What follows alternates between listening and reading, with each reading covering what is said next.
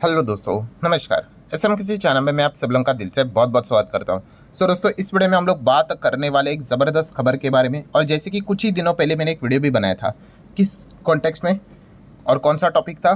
Corporate action. Corporate action मतलब कौन सी चीज़? वही हमारी, अगर हम लोग बात करें तो डिविडेंड की बात करें, बोनस की बात करें, स्प्लिट की बात करें, बायबैक की बात करें कि सर देखा गया तो बोनस, बायबैक, स्प्लिट, डिविडेंड से रिलेटेड अभी कोई खबर क्यों नहीं आ रही है। तो इस वीडियो में भी जैसे मैंने आप लोगों को एक्सप्लेन करके बताया था कि ये खबरें यूजुअली आपको तभी देखने को मिलेगी जब कंपनीज के क्वार्टरली नंबर स्टार्ट हो जाएंगे। ठीक है, क्योंकि क्वार्टरली नंबर के लिए आपको क्या करना पड़ता है? बोर्ड मीटिंग बुलानी पड़ती है। एंड अगर आपको बोनस, बायबैक, स्प्लिट, डिविडेंड भी देना है तो भी आपको बोर्ड मीटिंग बुलानी पड़ेगी। तो अलग अलग क्यों बोर्ड मीटिंग बुलाना, अलग अलग सिटिंग फीस क्यों देना? तो एक ही काम कर लो भाई, जब कंपनी के क्वार्टर के नंबर के लिए बोर्ड मीटिंग बुलाओगे तभी बोनस, बायबैक, स्प्लिट, डिविडेंड जो काम करना है लगे हाथों तो ही क्लियर कर दो। ठीक है, टाइम भी यहाँ पे बच जाएगा, पैसा भी बच जाएगा। तो इसलिए जैसे आपको सिखाया था, आप देख सकते हो कि क्वार्टर के नंबर अभी आते हुए देखने को यहाँ पे मिल रहे हैं और काफ़ी सारे कंपनीज अपने कॉर्पोरेट एक्शंस अनाउंस करते हुए देखने को यहाँ पे मिल रहे हैं। इस वीडियो की अगर हम लोग बात करें, बात यहाँ पे होने वाली है बोनस से रिलेटेड।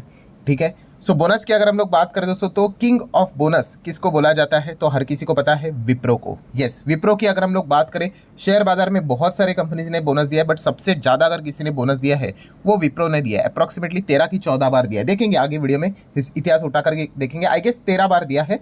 ठीक है, चेक कर लेंगे, कोई बात नहीं। तो विप्रो की अगर हम लोग बात करें दोस्तों, तो यहाँ पे खबर आते हुए देखने को यहाँ पे मिल चुकी है कि विप्रो शायद से एक और बार बोनस दे सकता है करके। एंड इसलिए विप्रो जैसा इतना स्लो रेंगते रेंगते चलने वाला स्टॉक आज के दिन 4.25% हम लोग को भागते हुए देखने को यहाँ पे मिल चुका है। ठीक है, सभी चीज़ों को कवर करेंगे, जल्दबाजी मत करना। पहले हम लोग न्यूज़ को कवर करेंगे, देन जो बेसिक इन्फॉर्मेशन होती है उसको कवर करेंगे, एंड देन उसके बाद आखिरी सबसे कीमती चीज़, ठीक है, क्या क्या गलती नहीं करनी, कैसे लोग फंसते हैं, फिर उनका पैसा अटक जाता है। ठीक है, सारी चीज़ों को कवर करेंगे स्टेप बाय स्टेप। तो यहाँ तक आपको चीज़ें समझ में आ चुकी होगी। तो चलो पहले फॉर्मेलिटी कंप्लीट कर लेते हैं। जैसे कि आप देख सकते हो, विप्रो का शेयर भागा क्यों? बोर्ड टू कंसीडर, कंसीडर मतलब अभी तक दिया नहीं है, विचार कर रहे हैं, कंसीडर करेंगे कि बोनस देना है करके। विप्रो मतलब एक और बार बोनस देने जा रहे हैं अलॉन्ग विथ Q2 रिजल्ट। आप समझ रहे हैं? यहाँ पे रिजल्ट के साथ ही यूजुअली आ जाता है, लगे हाथ काम हो जाएगा। अच्छा, इनका बोर्ड मीटिंग कब है? 17 अक्टूबर को। 17 अक्टूबर को दो चीज़ें फोकस में रहेगी। एक, विप्रो के क्वार्टर के नंबर कैसे रहते हैं, एंड उसी के साथ साथ विप्रो क्या एक और बार बोनस देने वाला है। ठीक है, अभी आप देख सकते हो, शब्द देखो क्या लिखा है, बोर्ड टू मूल्स। मूल्स मतलब ऐसी खुसफुस चल रही है, बातचीत चल रही है कि बोनस देना है कि नहीं, विचार करने वाले हैं। ठीक है, डेफिनेटली ये सारी चीज़ें हम लोग को चलते हुए देखने को मिले। अभी इतिहास की अगर हम लोग बात करें विप्रो की, तो चलिए यहाँ पे देख लेते हैं। सबसे पहले तो आप देख सकते हो, इसके पहले का सबसे लेटेस्ट अगर कोई बोनस था, उसका रेशो था 1:3। ठीक है, 2019 में आया था। मतलब अभी क्या क्या चल रहा है, 2024, वो भी खत्म हो जाएगा। बट चलो, कुल मिला के हम कह सकते हैं लगभग लगभग 5 साल हो गए। 5 साल के बाद शायद से विप्रो यहाँ पे बोनस दे दे। ठीक है, यूजुअली ये इतनी बड़ी कंपनियां हैं, ऐसा बोलने के बाद अपना डिसीजन को कैंसिल करेंगे, चांसेस तो कम लगते हैं। बट शेयर बाजार है भाई, किसी चीज़ की कोई भी 100% गारंटी होती नहीं है। अगर हम लोग यहाँ पे बात करें तो आप देख सकते हैं, इसके पहले 2019, 17 में भी दिया था, 10 में दिया था, 5 में दिया था, 4 में दिया था। ऐसी लिस्ट अगर निकालने चाहोगे तो आप देख सकते हैं, ये देखिए, 1 2 3 4 5 6 7, उसके बाद 8 9 10 11 12 13। यस, जैसे मैंने कहा था शुरुआत में कि 13 बार विप्रो ने बोनस दिया है। एंड अगर यहाँ पे 17 तारीख को एक और बार बोनस हो जाता है, मतलब टोटल 14th बोनस विप्रो के यहाँ पे हो जाएंगे। ठीक है, ये जो बोनस होता है दोस्तों, क्या इसका फायदा होता है? तो ऑब्वियसली फायदा होता है, बट यहाँ पे बहुत बड़ा बट आता है भाई। किसको फायदा होता है? जो लॉन्ग टर्म वाले भाई, उनको फायदा होता है। ठीक है, एंड जो पुराने इन्वेस्टर है, जिन्होंने कंपनी का बिजनेस देखकर निवेश किया है, उनको फायदा होता है। ठीक है, जो यहाँ पे अभी अभी चमक देखकर निवेश करने का विचार करेंगे भाई, उनको 1 रुपये का भी फायदा नहीं होगा, 1 पैसे का भी फायदा नहीं। ठीक है, आएंगे हम लोग इसके ऊपर, बट ये जो फॉर्मेलिटीज थी उसको कवर कर रहे हैं। कोई लोग ये भी सोच रहे होंगे, विप्रो ने 13 बार बोनस दिया है, स्प्लिट भी कितनी बार दिया होगा? तो दोस्तों 2 बार स्प्लिट हो चुका है, आप देख सकते हैं, 1990 में एंड 1999 में। पहले फेस वैल्यू 100 था, फिर 10 हो गया। 1999 में 10 का फेस वैल्यू 2 हो गया, मतलब हम कह सकते हैं एक और बार चाहे तो भविष्य में वो स्प्लिट दे सकते हैं। देन अगर बात करें डिविडेंड की, तो डिविडेंड भी आप देख सकते हैं, हर साल हम लोग को यूजुअली डिविडेंड भी मिलते हुए देखने को मिल जाता है। हर एक साल दिया है विप्रो ने। ठीक है, एटलीस्ट एक तो देता है, कभी कभी 2 डिविडेंड भी देखने को मिल जाते हैं, इंट्रीम एंड फाइनल करके। ठीक है, जो जो बेसिक फॉर्मेलिटीज़ थी वो हम लोगों ने कंप्लीट यहाँ पे कर ली। बेसिक फॉर्मेलिटी क्या थी कि हाँ भाई विप्रो बोनस दे सकता है 17 अक्टूबर को क्वार्टर के नंबर के साथ साथ बोनस को भी चेक करना है। हाँ, उसका रेशो क्या रहेगा वो देखने वाली बात है। इसके पहले के जो रेशोज थे वो इतने कुछ खास नहीं थे, मतलब जैसे कि अगर हम लोग 2019 की बात कर ले तो आप देख सकते हो 3 के बदले 1 शेयर मिलेगा। तो ये इस प्रकार के रेशो आएंगे ना भाई, बिल्कुल भी अच्छा नहीं लगता है। 1:1 चलो एटलीस्ट एक्सेप्टेबल है, ये तो भाई कन्फ्यूजिंग वाला ही होते हैं, 3 के बदले 2 शेयर, ठीक है, मतलब और भी ज़्यादा कन्फ्यूजन हो जाता है, ठीक है। तो जितना सरल और सिंपल रहेगा रेशो उतनी अच्छी बात रहती है, ठीक है। तो ये फॉर्मेलिटीज़ हो गए। अभी आ जाते हैं दोस्तों बैक टू द बेसिक्स, मतलब थोड़ा सा देख लेते भाई कंपनीज के बारे में। विप्रो आईटी सेक्टर की कंपनी आप सभी लोगों को पता ही है। देन बैलेंस शीट की बात करेंगे तो रिजर्व्स आप देख सकते हो कंपनी के, ये वाला पूरा रिजर्व है कंपनी का, कितना है 45,000 करोड़, 44, 53, 60, 56, एकदम 56,000 करोड़ के रिजर्व है भाई। कर्जे की बात करेंगे लॉन्ग टर्म बोरिंग, तो लॉन्ग टर्म बोरिंग 1 रुपये का भी कर्जा नहीं है। शॉर्ट टर्म बोरिंग की अगर बात करेंगे तो कितने का है भाई, 4,000 करोड़ के आसपास का कर्जा है, ठीक है। इतनी बड़ी कंपनी, कोई दिक्कत की बात होगी ही नहीं। And what about cash and cash equivalent, किधर गया कैश, कैश कैश मिल गया 3,790, मतलब ऑलमोस्ट 3,800 करोड़ का कैश भी हम लोग को देखने को यहाँ पे मिल रहा है। तो इतनी बड़ी कंपनी, स्ट्रॉन्ग बैलेंस शीट रहती है। Then very much important point, market cap क्या है कंपनी का, ऑलमोस्ट 3 लाख करोड़। भाई इसका अर्थ समझते हो ना, जैसे मैंने काफ़ी बार कहा है, मार्केट कैप बोलते ही आपके सबकॉन्शियस माइंड में एक रफ पिक्चर बननी चाहिए, भाई ये बहुत बड़ी लार्ज कैप कंपनी है, ठीक है। सो लार्ज कैप कंपनी से हम यूजुअली क्या एक्सपेक्ट करते हैं, भाई तू 5 से 6 साल में मेरा पैसा डबल करके दे, क्या ये गारंटी होती है? नहीं, बट एक अंदाजा होता है कि भाई इतना तो करके दे। जिस हिसाब से हमारी जीडीपी होती है, इन्फ्लेशन को अगर ऐड करके एक्स्ट्रा और ग्रोथ जोड़कर जिस हिसाब से चलता है उस हिसाब से हम लोग को ये इतना मिलना चाहिए, ये एक अनुमान होता है, ठीक है। एंड बाकी अगर हम लोग बात करें share holding pattern and all that, तो वो तो बढ़िया ही रहता है। 72% प्रमोटर, एफआईएस भी रहेंगे, पब्लिक भी देखने को मिल जाती है, कंपनी एवरेज परफॉर्मेंस देती रहती है।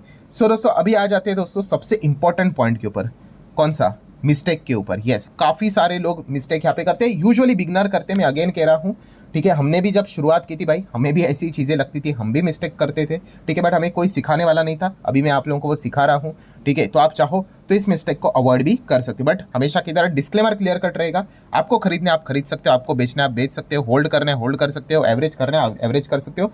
मेरे साइड से कोई भी रिकमेंडेशन नहीं होता है, मैं आपको ये सिखाने की कोशिश यहाँ पे कर रहा हूँ, ठीक है।